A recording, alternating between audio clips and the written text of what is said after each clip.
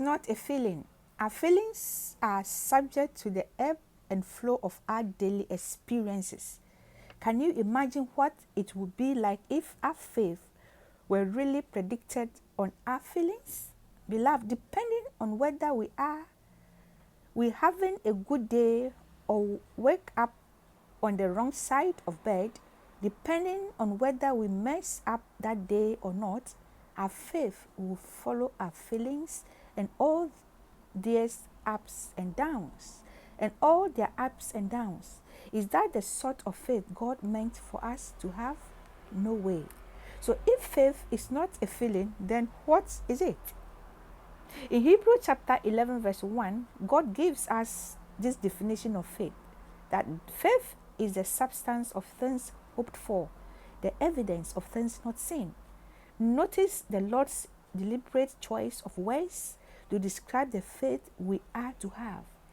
God uses words like substance and evidence that convey a sense of tangible, concrete, and almost indisputable surety. This tells us that although faith is unseen, it is not airy or flaky. It is certain, secure, and sure. Do you know why? Because it is based on the unshakable word of God that speaks of the irreversible work of Jesus at the cross.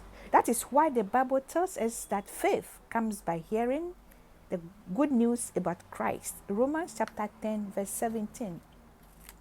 Beloved, so what is faith? Faith is a spiritual decision to believe in the Lord. His word and his work for us is a decision that's born, a decision that is born out of an intimate relationship with the person of Jesus and sustained by him. How does that mean our feelings? Now, does that mean our feelings and emotions doesn't matter? Does it mean we should never feel scared or worried again? Of course not. But what it does mean is that our faith is separate from our feelings.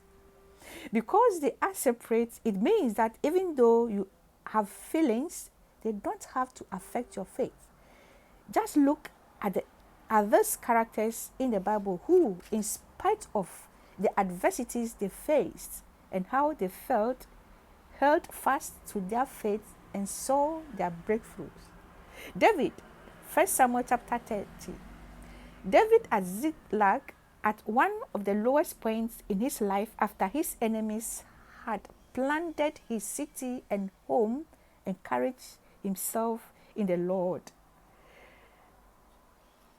2 Chronicles chapter 20 verses 1 to 30. Jehoshaphat, in fear when 3 heathen armies beyond number had gathered themselves against him, set himself to seek the Lord.